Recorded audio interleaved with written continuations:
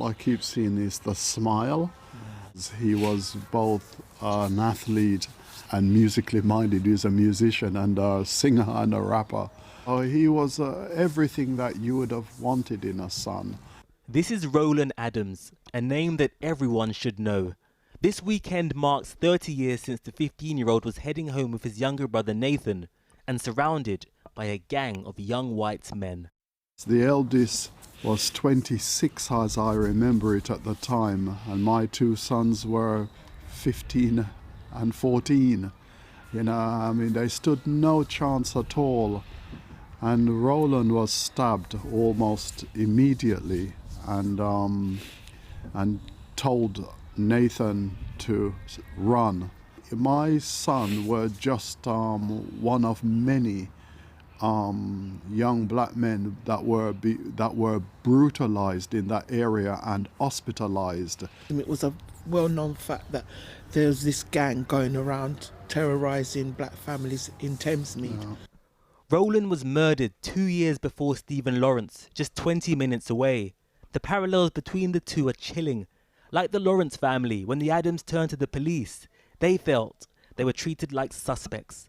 And as part of the public inquiry into undercover policing, it has since emerged the family campaign had been included in surveillance files. All of the issues that our family was put through, I'm surprised that we're still sane. I really am, because it was horrific. Horrific. And we've never had an apology. When we were saying that we're under surveillance, they treated us as if we were mental. We were paranoid, nothing like that was happening. And years later, here you are. The 30th anniversary of Roland's murder comes at the end of a week where police powers have been under scrutiny. The Met's response to a peaceful vigil for Sarah Everard has drawn wide condemnation. And as Parliament is facing a raft of reforms that will beef up police powers, immediate plans to increase women's safety with undercover police officers in clubs has drawn resistance from some of the groups in attendance here. Only last weekend we saw police tackling women to the ground, grabbing women. Last summer we saw that police had taken photos of the dead bodies of 2 black women, Bieber Henry and Nicole Smallman.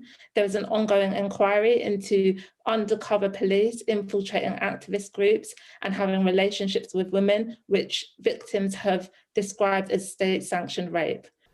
The Adams are core participants in this inquiry and query both the covert human intelligence bill and the new policing bill that was cracked down on protest. One of the recommendations is that, somebody can go to prison for 10 years for knocking over a statue. And the person, Mark Thornborough, that murdered our son, his minimum sentence was 10 years. And within 3 years after that, he was free. Women are raped and people do not get a maximum, a 10-year sentence. Approaching, the 30th anniversary in a few days, what do you think are the lessons that it's important that the country kind of learns? When black people have a mistrust of the police in this day and age, people think that we've got chip on our shoulders, but they need to look at what led up to that.